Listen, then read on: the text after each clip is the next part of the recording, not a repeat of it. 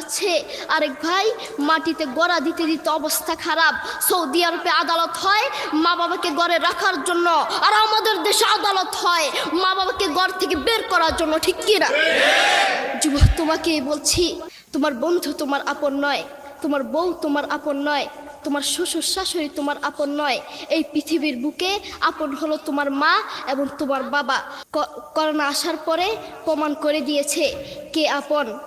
এক মেয়ে তার মাকে ফোন করে বলছে, মা আমার স্বামীর করোনা হয়েছে। মা বললেন, সাবধান, তার কাছে যাবি না, আমি সকালে সিএনজি পাঠিয়ে দিব, তুই টপ করে সিএনজিতে উঠে যাবি। এটার নাম দুনিয়া, এটার নাম দুনিয়া।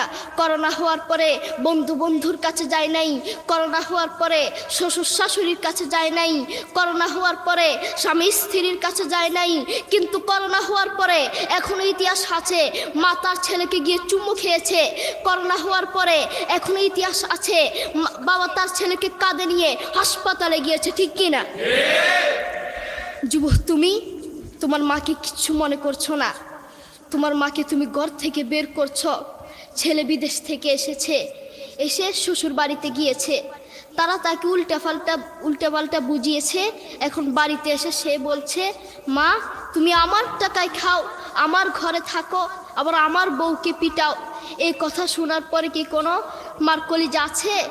মা বাথরুমে গিয়ে আধা ঘন্টা কাঁদতে লাগলেন, কেঁদে অজু করে নামাজে দাঁড়ালেন, নামাজ পড়ে আল্লাহর কাছে বলতে লাগলেন, আল্লাহ তুমি আমার মার উপর রাগ করিও না, আমার ছেলের উপর রাগ করিও না, ও ভুল করেছে, তুমি আমার ছেলের উপর রাগ করিও না, আমি আমার ছেলেকে বুঝাবো।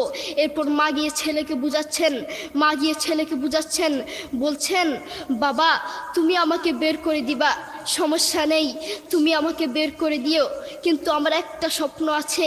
ছেলে বললেন, কি স্বপ্ন বলেন?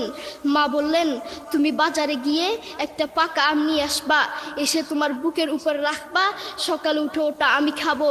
এরপর ছেলে বললেন, আচ্ছা ঠিক আছে। ছেলে বাজারে গিয়ে একটা পাকা আম নিয়ে আসলো, এসে বুকের উপরে রাখলো।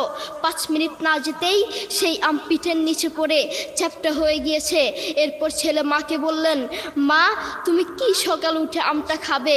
ওটা 5 মিনিট না যেতেই পিঠের নিচে পড়ে চ্যাপ্টা হয়ে গিয়েছে।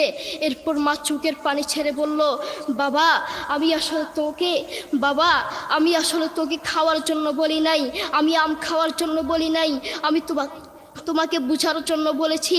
তুমি আজ একটা রাত এই আমটা রাখতে পারো নাই, আমটা বুকের উপর রাখতে পারো নাই, আর আমি সেই তোমার দুঃখিনী মা যে 1 বছর 2 বছর নয়, 3 বছর নয়, পাক্কা 5টা বছর এভাবে তোমাকে রেখেছি। আমিও যদি তোমার মতো এভাবে ঘুমাতাম, তুমিও তো আমার পিঠের নিচে পড়ে চ্যাপ্টা হয়ে যেতা। এরপর ছেলে চোখের পানি ছেড়ে বলল, মা আসলে আমি বুঝতে পারি নাই তুমি কি জিনিস আসলে আমি বুঝতে পারি নাই। সৌদি আরবে এক আদালত হয়েছে, আদালতে 2 ভাই ঝগড়া করছে। এক ভাই বলছে মাকে আমি রাখবো, আরেক ভাই বলছে না মাকে আমি রাখবো। দোনো ভাই ঝগড়া করছে মাকে ঘরে রাখার জন্য। এরপর এক ভাই মাকে নিয়ে চলে যাচ্ছে, আরেক ভাই মাটিতে গড়া দিতে দিতে অবস্থা খারাপ। সৌদি আরবে আদালত হয় মা বাবাকে ঘরে রাখার জন্য, আর আমাদের